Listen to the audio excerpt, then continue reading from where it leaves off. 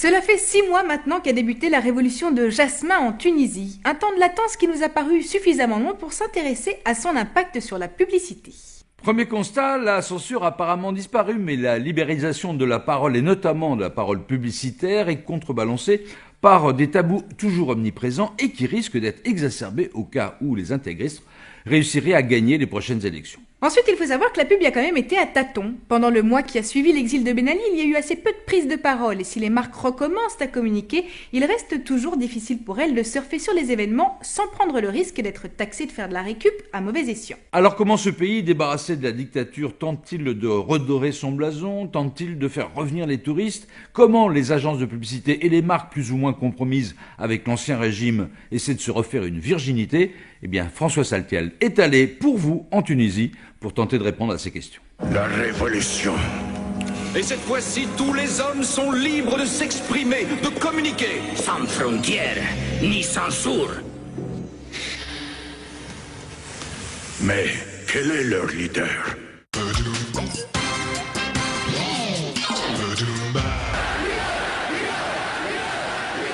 Le 14 janvier, toute la Tunisie clame d'une seule voix, un seul mot, dégage. Un mot adressé au dictateur Ben Ali qui a régné sans partage pendant 23 ans. Alors comment la pub, qui cherche toujours à nous vendre un monde meilleur, a-t-elle vécu la révolution de Jasmin?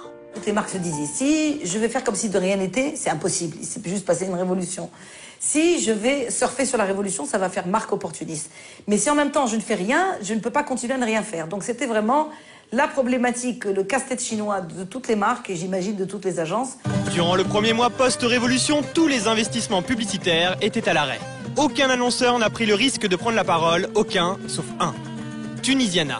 L'opérateur a lancé un grand message d'espoir avec ce spot.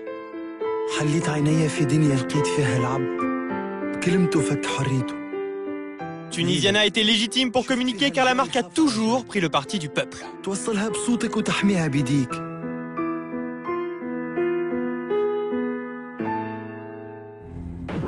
Lors du lancement de Tunisiana, son slogan « Toute la Tunisie est avec nous » s'est même fait censurer par le pouvoir en place qui s'est senti dépossédé. Le mot Tunis n'appartient pas à une marque, mais il appartient au président. Et donc finalement, Tunisiana a dû déposer la campagne, changer son accroche, qui est devenue Ntoum al-Kul Ma'ana, qui veut dire « Vous êtes tous avec nous ». Après avoir subi de nombreuses pressions politiques de ce genre, ces deux publicitaires ont profité du souffle de la révolution pour lancer leur propre agence, Bimad. Hier, on ne pouvait ni faire de business, ni espérer quoi que ce soit si on n'était pas de près ou de loin lié ou affilié à une famille plutôt qu'une autre, être cousin d'eux, frère d'eux, fils d'eux. Ou bien gendre de Ben Ali, comme Marwan Mabrouk, qui était il y a encore peu l'actionnaire majoritaire d'Orange en Tunisie. L'opérateur tente aujourd'hui de récupérer à son compte l'esprit de la révolution. Et oui. Business is business. احنا توانسة اليوم نحبوا نتكلموا أكثر وأكثر. أورانج تهدي لك 25% بونus على اللي تستهلكوا في الأسبوع. البونus يتبدل مع أورانج. Et entre les familles Ben Ali, Trabelsi ou Matri qui détenaient des parts dans tous les secteurs, de l'agroalimentaire aux télécommunications, ils vont être nombreux à vouloir retourner leur veste. Ce qui serait drôle, ce serait peut-être de lancer une boutique avec des vestes recto-verso et puis en fonction de l'actualité, en fonction du truc, les gens pourront mettre le verso, enfin la face qui va le mieux avec le contexte. Mais ces clients-là devront quelque peu revoir leur mode de fonctionnement très ancien régime.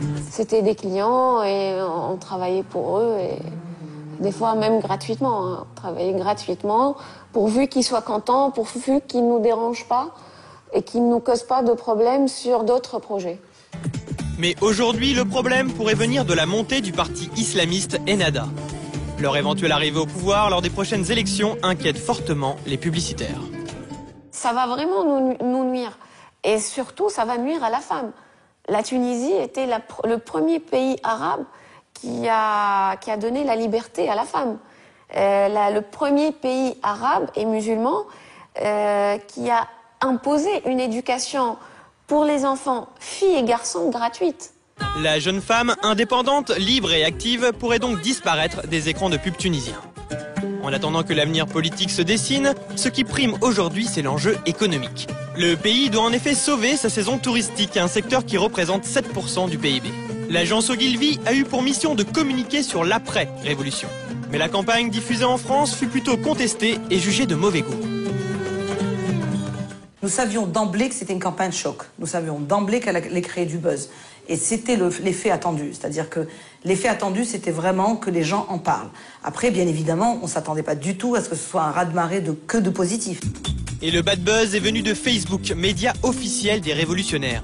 Plusieurs détournements de la campagne ont fleuri pour s'opposer à ce qui était perçu comme un déni de révolution.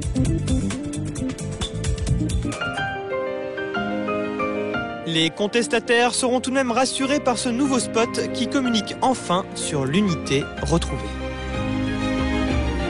Mais aujourd'hui, le meilleur produit d'exportation de la Tunisie, c'est peut-être la révolution de Jasmin.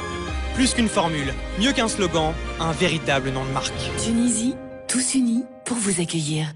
Le jasmin, peut-être qu'on ne le sait pas, c'est une plante, c'est une fleur qui est très volatile. Quand un cueilleur professionnel va cueillir son jasmin, il faut tout de suite qu'il y ait un traitement pour que justement le parfum ne se volatilise pas. Est-ce que c'est pas pareil pour la révolution ? Le milieu de la publicité a maintenant un rôle à jouer pour préserver le parfum du jasmin et ne pas recouvrir trop vite les promesses de la révolution.